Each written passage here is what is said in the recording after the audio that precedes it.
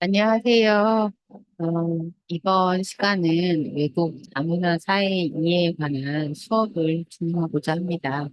어, 추석 연휴가 10월 6일부터 거의 10월 9일 그 기간에 해당이 되는데 또 개천절까지 맞물리면서 이 장장 3일부터 쉰다라고 보면 한 7일, 6일 뭐 이 정도의 연휴가 생기게 되죠. 그래서 그것과 관련해서 관련 수업 내용을 영상으로 LMS에 올려놓기 위해 오늘 영상 촬영을 시작하게 되었습니다. 지난 이런 시간대 외국 다문화 사회 이해에서 특히 이제 아시아 태평양 지역의 국가별로 이제 다문화 정책에 관한 것들을 조금 설명을 하였는데요. 1차 형성평가 시험이 있다 보니 아무래도 그리고 수업을 많이 나가지 못했습니다. 그래서 미국과 캐나다, 호주, 중국, 일본 이 5개의 국가가 아시아 태평양 지역 국가에 대한 부분인데요.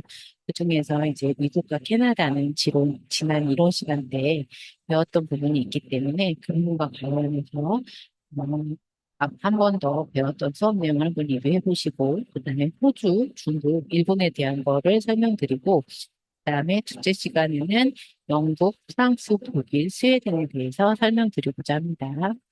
자, 화면 공유를 하도록 하겠습니다.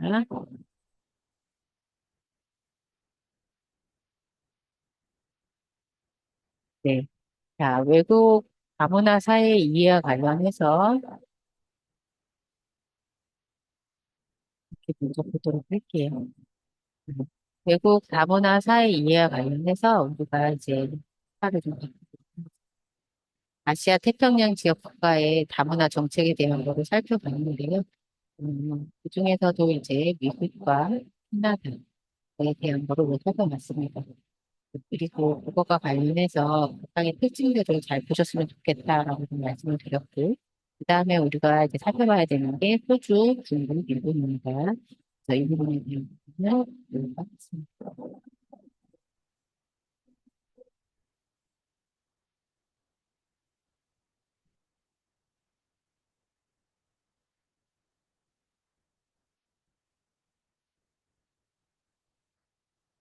그거는 외국의 다문화 형성 과정과 관련해서는 저희가 지난 시간에 2가지 유형이 있다라고 말씀드렸고, 첫 번째가 국가 형성 단계부터 이제 이민자 집단이 주도가 돼서 선정된 신대륙 국가들이 있는데 그중에 미국, 캐나다, 호주, 뉴질랜드 여기 포함되고 처음에 국가 형성 단계에서는 비록 동질적인 민족 국가가 되다가 2차 세계대전 이후로 이제 경제적 이유 등을 이유로 이주 노동자들을 받아들이기 시작하면서 이민 국가가 된 나라, 이제 서유럽 지역의 국가들이 대표적이죠. 그래서 영국, 프랑스, 독일, 스웨덴 등이 여기에 해당이 됩니다. 그래서 이런 두 유형 간의 정책적 차이를 알아보는 것들이 나중에 한국의 다문화 정책 방향을 세우는 데 중요한 시사점이 될 수 있다. 그래서 차이와 다양성을 통치하는 거에는 동화와 수용이 대표적이다라고 말씀을 드리고 있습니다.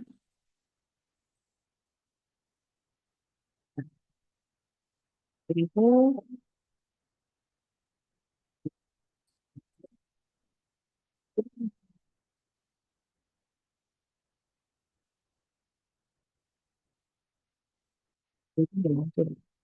자, 그래서 말씀을 드렸고, 그 다음에 이거 1, 2형과 2형에 관련돼서 대표적인 나라들과 출발 여부, 그 다음에 대량 이민 수용 시기가 언제부터 시작되는지에 대한 것을 표로 나타낸 게 있습니다.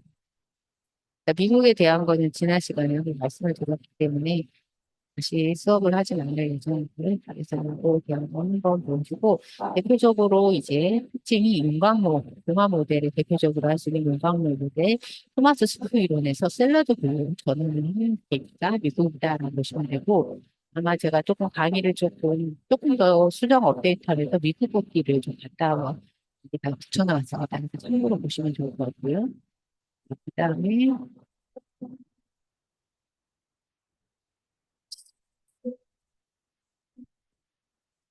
그다음에 이제 미국에 대한 거쭉 나오고, 그다음에 두 번째가 이제 캐나다에 대한 부분인데요. 자, 캐나다 같은 경우에는 캐나다의 대표적인 국기가 이렇게 나와 있죠. 그래서 캐나다는 아주 대표적으로 이상적인 국가라고 볼 수 있는 게 공식적으로 다문화주의가 천명한 시기가 1971년이다. 그러면서 캐나다와 관련된 제 다문화주의에 대한 세 단계를 한번 살펴봤습니다. 그래서 시대별로 했었을 때 인종 다문화주의, 그다음 평등 다문화주의, 시민 다문화주의가 있다. 이제 이렇게 참고로 보시면 될 것 같고요. 그리고 나서 우리가 보호해야 되는 나라가 아마도 이제 그쪽에 해당해요. 설명을 드렸고, 그 다음에 보셔야 될 내용 중에 하나는 네, 호주에 대한 거를 설명드리고자 합니다. 호주와 관련해서는 네, 호주를 기억하실 때는 대표적으로 백보주의라고 합니다. 백인 우월주의에 관련된 내용이랑 비슷하다라고 보시면 되고, 호주 같은 경우도 캐나다 못지않게 다문화 국가로 이제 전환이 됐는데, 그 계기에 대한 걸 서로 배워보자 합니다. 백보주의에서 다문화 사회로 국적으로 전환하는 그런 내용이 나와 있습니다. 그리고 그것과 관련해서 호주 같은 경우에는 1960년대 말까지만 하더라도 이제 엄격한移민 규제랑 단일 문화주의를 유지해 오다가 2차 세계대전 이후에는 경제 발전으로 노동력 수요가 점차 늘어남에 따라서 1972년에 다문화주의를 문서화하게 되었습니다. 그리고 인종차별금지법이 통과가 되면서 다문화주의를 좀 더 강화하게 된 게 75년입니다. 호주의 인구조사에 따르면 호주 전체 인구 23%가 외국에서 태어났고, 또 다른 20%는 양친 중에 한 명이 외국에서 태어났다고 할 정도로 다양한 국가에서 인종을 이루고 있다라고 보시면 될 거고요.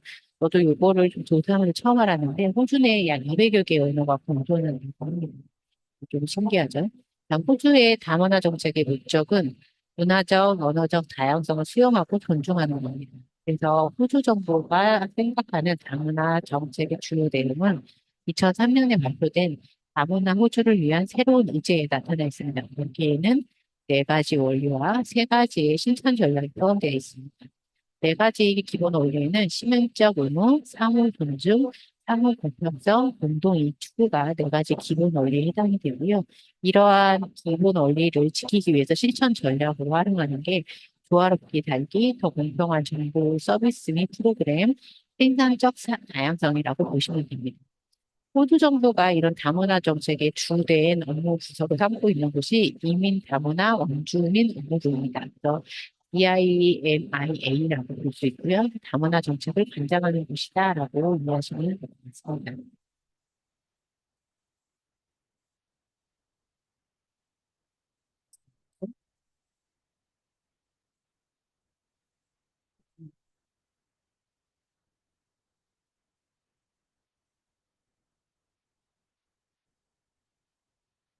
다음 화면 공유를 중지하겠습니다. 음, 다시 화면 공유하고요.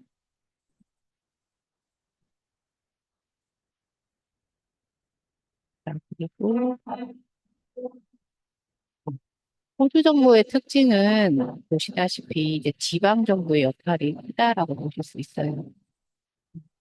그래서 지방 정부의 역할이 크다 보니 그 부분과 관련해서 지방 정부의 역할을 매우 강조하고 적극적인 참여를 좀 이끌어내서 지방 정부 내에서 이제 다양한 문화의 화합과 통합을 잘 이루는 도시를 선정합니다. 그래서 그들한테 재정과 정책 지원을 해주고 또 지방 정부가 되게 잘하고 있는 지방 정부에는 정기적으로 상을 수여하는 제도도 있다라고 보시면 되고요.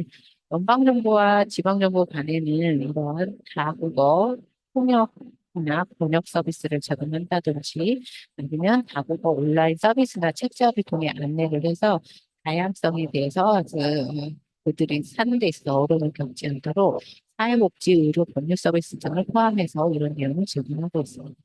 또 호주 정부는 비영어권 이민자들에 대해서 매 영어 교육을 위해서 매 보조금을 지원을 하고 있고, 또 이민자 자녀들이 초등학교 입학전까지 영어를 배울 수 있도록 매년 호주 달러로 3만 달러를 기부해 주기도 하고요. 자녀들뿐만 아니라 성인들의 영어 교육을 위해서도 지역 커뮤니티 센터나 개별 직장을 통해서도 부가적인 재정 지원을 하고 있습니다. 뭐 호주 지역 내 공공박물관이나 도서관에서도 도서나 문화 관련 자료 보충들을 제공을 지원을 하고 있어요.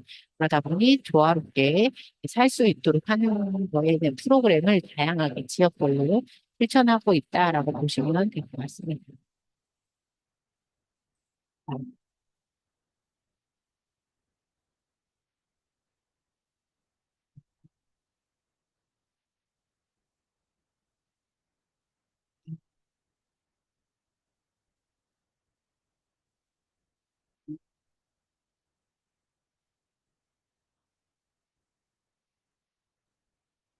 호주에 그럼 지원 제도를 살펴보면 호주는 대표적으로 이민의 나라로 불립니다.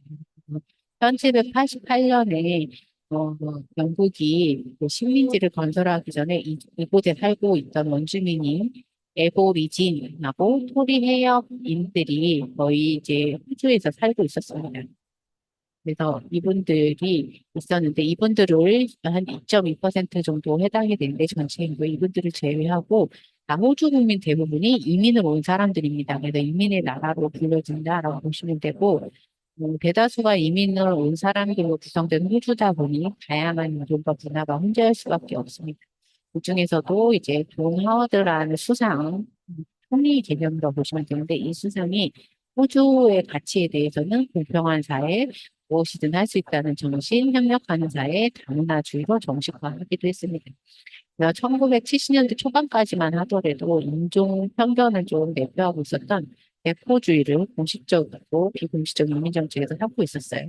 백포주의가 무엇이냐? 화이트 오스트리아 폴리스라고 해서 이거 같은 경우는 호주 국민이 정체성 형성에 매우 큰 영향을 미쳤던 제도라고 볼 수 있는데요. 그게 이제 공식적으로 70년대에 폐지가 되었습니다. 그래서 요거 같은 경우 비백인 이민을 제한하는 인종차별 정책을 백포주의라고 할 수 있는데요. 그래서 유색 인종, 특히 아시아계의 인민을 배척하고 백인 중심 사회를 유지하려는 것이 백포주의의 핵심이라고 볼 수 있습니다. 그래서 1970년도에 이제 공식적으로 백포주의가 좀 폐지가 되기는 했습니다.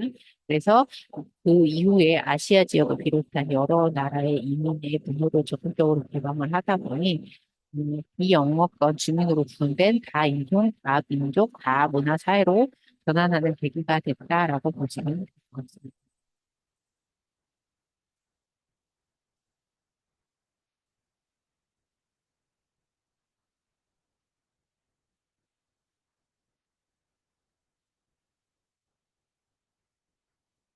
자, 그래서 호주 정부 같은 경우에는 문화적 다양성, 방영과 열린 사회, 공유된 미래를 통한 통합, 그다음에 국가 민주적 제도, 가치와 법치주의에 대한 헌신을 목표로 삼고 있다. 라고 보실 수 있고요.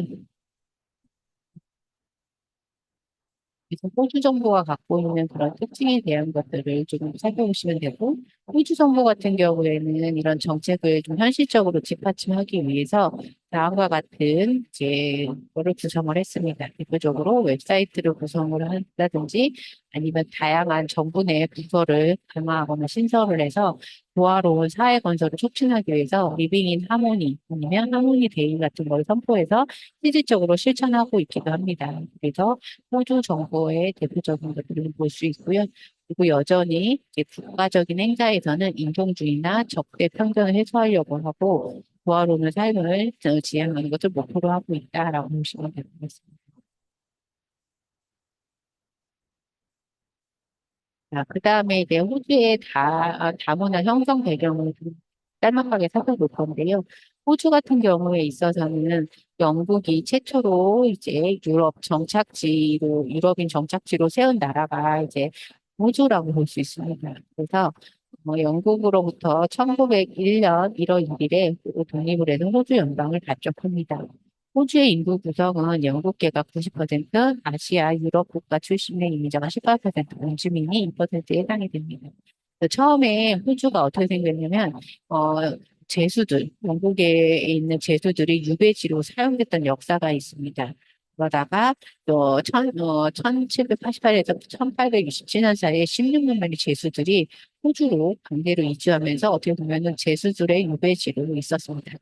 1830년대 이후부터는 영국 정부가 일반인들한테 보조금을 지불하면서 적극적으로 호주로 이주를 장려하는 정책을 피면서 호주로 많이 오게 됩니다. 1851년 이후에는 뉴 사우스 웨일즈 주하고 빅토리아 주에서 금강이 발견이 됩니다. 호주 내에 뉴 사우스 웨일즈하고 빅토리아 주에 금강이 발견이 되면서 골드러시 여파가 생기게 됩니다. 그래서 영국뿐만 아니라 아일랜드, 그다음에 독일, 일부 유럽 출신 국가들이 유입이 되고 또 소수의 중국인 분들도 호주로 정착하기 시작을 하게 됩니다. 초창기 때 중국인의 노동자들은 896명이 불과했지만 1858년에는 거의 10배가 넘는 12,000명이 유입이 되기도 했다라고 볼 수 있습니다. 자, 그러면서 네. 어, 백인 노동자들과 그다음에 중국인 노동자들의 임금 격차가 생기면서 갈등이 시작이 되고 일부는 이제 폭동 사태로까지 번지기도 했습니다.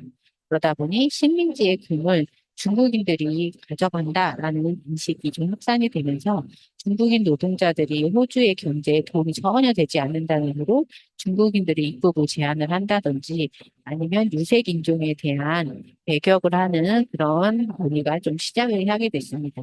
특히 이제 금강이 발견이 됐던 빅토리아 주 같은 경우에 한해서는 중국인의 호주 입국을 제한하기 위해서 1855년에 선주들한테 배 주인한테 중국인 한 사람당 10파운드 인도세를 부과하는 법을 만들기도 했습니다. 자, 그리고 이 법이 제정이 되고 나서부터는 이제 중국인들이 호주 유입이 좀 줄어들기도 했죠. 그리고 1901년에는 이민 제한법을 제정을 해서 아시아인들의 이민 규제를 하는 백포주의 정책, 무색인종에 대해서 배척하는 정책을 좀 펴기 시작했고, 1922년에는 대북 정착법이라는 것을 제정을 했어요. 그래서 영국 정부랑 공동으로 호주가 영국계 백인한테는 이민을 오고자 할 때 이주비, 정착비, 생활비, 직업훈련비, 고용노동자 불화 등 같은 이민을 지원을 했습니다. 그리고 추후에 이제 중국인 이민자들이 서서히 조금씩 늘어나다 보니까 이 호주로의 유입을 막는 규제를 펴기 시작을 해서 호주가 백인들의 국가를 유지하려는 이민 정책의 기초를 좀 확립했다라고 보실 수 있습니다. 자, 그러면서 이제 호주와 관련한 부분에 있어서 호주 같은 경우에는 이제 영국계 백인 중심의 백인 사회를 유지하려고 하는 백호주의 이민 정책을 고수하다가 1930년대 경제 대공황과 또 2차 세계대전의 영향으로 호주 이민이 급속도로 줄어들게 됩니다. 오히려 호주를 떠나는 사람들이 많아지게 되는 현상이 생겨요. 그러다 보니 호주 정부 입장에서는 인구 감소로 인한 경제 문제가 크고 또 국방에 대한 위기의식이 커질 수밖에 없었습니다. 1945년 초대 이민성 장관이었던 아서 캐럴이 인구를 증가시키는 것인가 아니면 멸망할 것인가 라는 슬로건을 내걸고선 유럽으로부터 영국뿐만 아니라 유럽부터 대규모 이민을 받아들이기로 결정을 하게 됩니다. 그런 부분에 있어서 호주는 위기의식을 느꼈던 거죠. 그러다 보니 호주에서는 이제 그 부분과 관련해서 이민 정책을 적극적으로 이제 펼치기 위해서 1858년 이민 제한법의 구술 시험, 구두로 보는 시험을 폐지를 하고 1966년에 이민 정책을 발표를 통해서 호주의 발전에 유익한 기술을 가진 사람들과 잘 적응할 수 있는 사람들은 무색 인종을 포함을 해서 누구에게나 이민의 문호를 개방하기 시작합니다. 자, 그래서 호주 같은 경우는 아까 인구 증가인가 멸망인가라는 거를 했던 이유 중에 하나가 아무래도 제한된 이민 정책으로는 호주 발전에 필요한 인력을 확보할 수 없다는 점과 또 백포주의, 유색 인종을 배척하는 백포주의가 사회적 통념과 국가 인상에는 실효가 없다는 점을 깨달은 겁니다. 그러다 보니 1973년에 미래를 위한 다문화 사회라는 보고서를 공표를 합니다. 그거에 대한 내용을 설명을 한 거고요. 보시는 바와 같이 밑에 호주가 왜 백호주의를 포기할 수밖에 없었는지 이유를 세 가지로 제시하는 게 성한호 학자가 다음과 같이 제시했습니다. 첫째는 백인 중심의 이민자 수용이 한계를 다다랐고, 둘째는 호주의 경쟁력 유지를 위해서는 비영국계 이민자의 비중이 증대될 수밖에 없고, 셋째는 영국과의 관계 변화와 아시아권 국가의 경제 교류가 늘어나면서 아시아 태평양 국가와의 관계 전환점을 배경으로 설명을 했다라고 설명하고 있습니다. 그 내용을 토대로 해서 호주가 백호주를 포기할 수밖에 없었던 이유에 대한 설명이 나와 있고요. 자, 그 다음에 2003년에 호주 같은 경우는 그 다문화 호주, 그래갖고 다양성을 통한 통합이라는 것을 발표를 했고, 2006년까지 이런 다문화 호주, 다양성을 통한 통합이라는 주제와 관련해서 4대 원칙과 3대 전략을 추진하였습니다. 4대 원칙에는 시민적 책무성, 문화적 존중, 사회적 형평성, 혜택의 공유가 있고요. 이러한 4대 원칙을 지키면서 추진하고자 했던 3대 추진 전략으로는 리빙 인 하모니, 그래서 공동체가 조화롭게 살기, 더 공평한 정보 서비스 프로그램과 생산적 다양성이 있습니다. 그러다 보니 이거와 관련된 업무를 전담할 수 있는 부서로 연방정부에는 이민 시민권을 두었고요. 협력기관으로는 이민 다문화에 관련 장관급 위원회를 설치 운영을 하게 됐습니다. 자문기구로는 호주민족위원회하고 민족문제위원회하고 호주인구이민위원회를 설치를 해서 그것과 관련된 조사 연구를 한다든지 자문활동을 통해서 다문화주의적인 정책을 입안하고 평가하고 정책을 제안하는 기능을 수행을 했다라고 보실 수 있습니다. 자, 그 다음에 여러분이 또 보셔야 되는 내용 중에 하나는